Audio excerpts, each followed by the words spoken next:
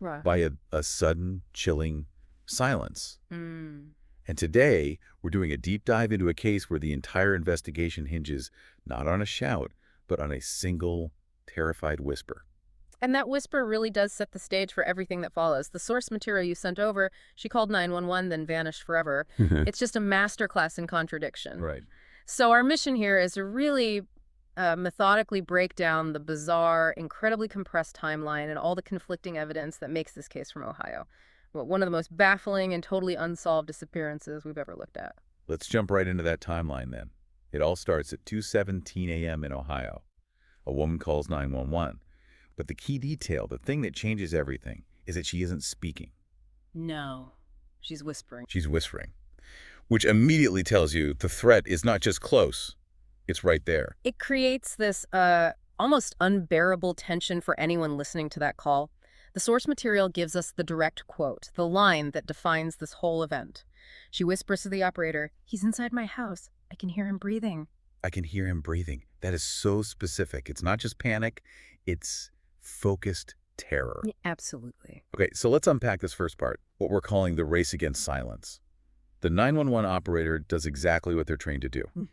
Yep, standard procedure. Tells her to stay on the line. Police are being dispatched immediately. But the window of time for that call to give them anything, background noise, more context, even a better location ping, it was basically zero. That's the logistical nightmare of this whole case. The source says the call went completely silent just 30 seconds after that whisper. 30 seconds. 30 seconds. I mean, just think about that. In an emergency, 30 seconds is barely enough time for a dispatcher to confirm an address and start keying in the details for patrol.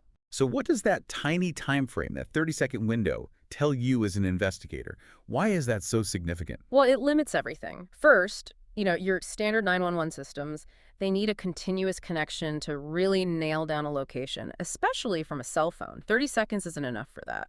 So the triangulation is out. Pretty much. Yeah. And second, and maybe this is even more critical, it robs them of context. We get the whisper, but we don't get the next sound. Is it a struggle? A door slamming? A car starting? Nothing. Just silence. Just complete silence. And that suggests the intervention was just ruthlessly efficient, or that the victim was immediately and silently taken away from the phone. For investigators, that silence is deafening. It seals the whole case up right from the start. So the call itself only gives us 30 seconds of interaction. How long until police actually got there? The clock just kept ticking. Police arrived 6 minutes after that first 2.1 a.m. call. 6 minutes. So that's a 5.5-minute gap between the line going silent and boots on the ground. And that gap is everything. It's this critical void where the